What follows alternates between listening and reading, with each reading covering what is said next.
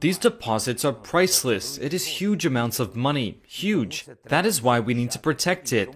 So if we are talking about a deal, that's what the Americans want, then let's do a deal. We are only for it. Let's do the deal.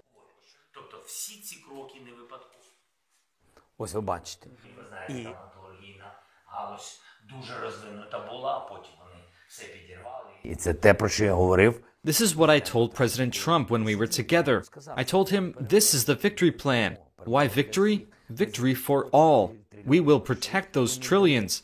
We will prevent Russia from mining the minerals which will later be used to produce technologies for the three countries of the axis of evil.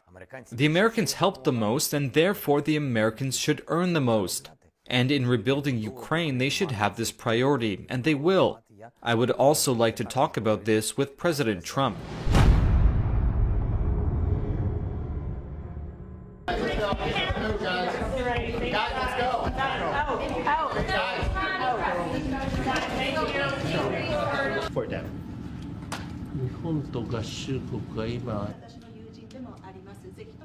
I will probably be meeting with President Zelensky next week, and I will probably be talking to President Putin. I'd like to see that war end.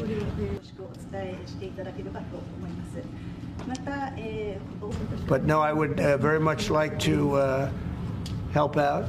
One of the things we're looking at with President Zelensky is having the security of their assets. They have assets underground, rare earth and other things, but primarily rare earth.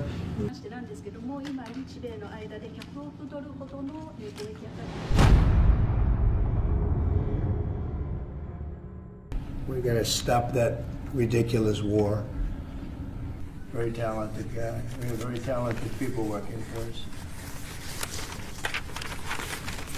So we're looking to do a deal with Ukraine where they're going to secure what we're giving them with their rare earth and other things.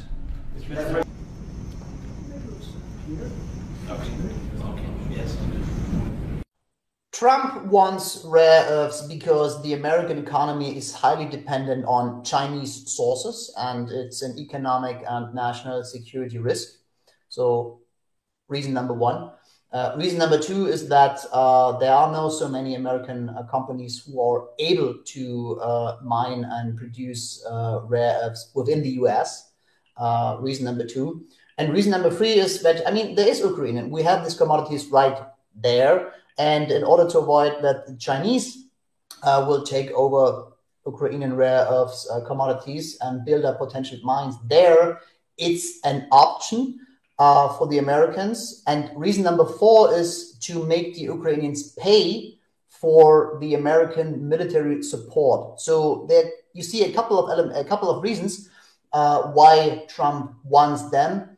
But again, we have to wait. What does it really mean on the ground?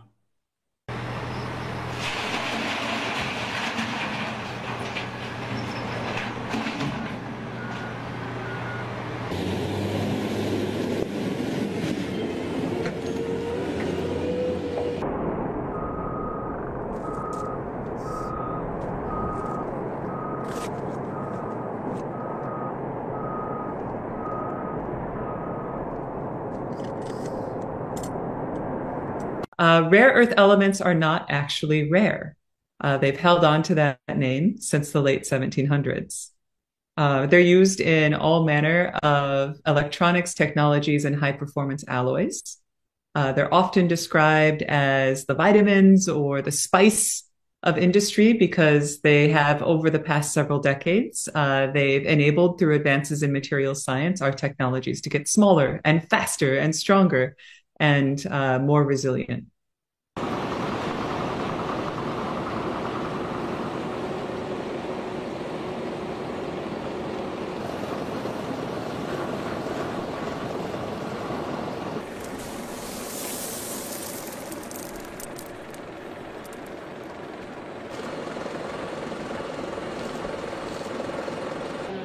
I do believe that many of those things are based on weather, right? Your Samsung Health or your energy score against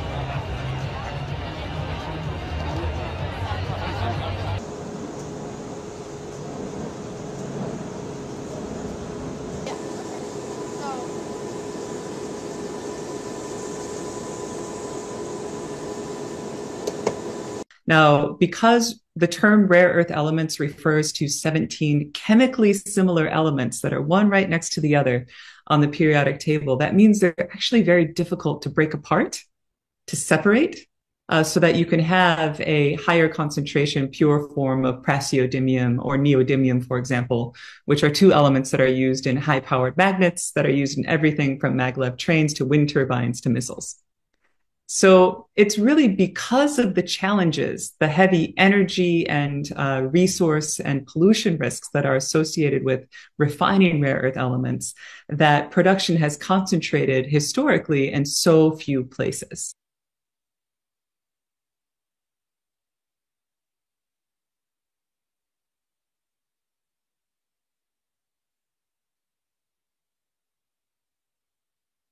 Couple of issues. First of all, our knowledge base on the Ukrainian resources, rare earths, titanium, manganese, and others, is not sufficient. So we need more information about the commodities which are located in Ukraine. First. Second, a huge problem for the US is that there are not so many American companies who are able to mine and to process these rare earth elements, because since almost 2 decades, Chinese companies dominate this sector. So it's easy to say on a political level, let's get these critical elements from Ukraine. But on a practical level, it's not so far clear which companies, Americans, British, or German, or whatever companies, will be able to do this right now when the war continues.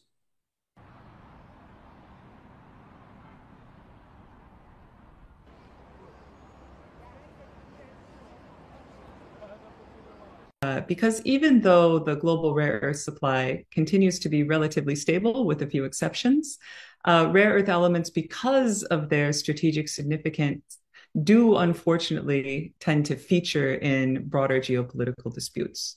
And so the elements that are under question with respect to Ukraine are currently located in areas that are Russia controlled.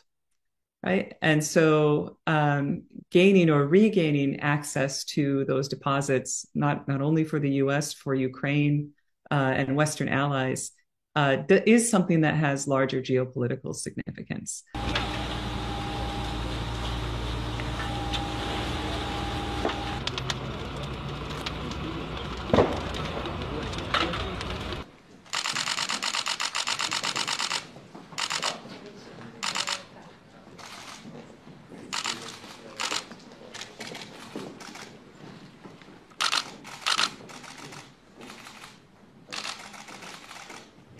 We know so far that Greenland is also very rich, but still mining hasn't started, because the government in Greenland is very hesitant about this and sees not only economic potentials, but also risks for their environment there.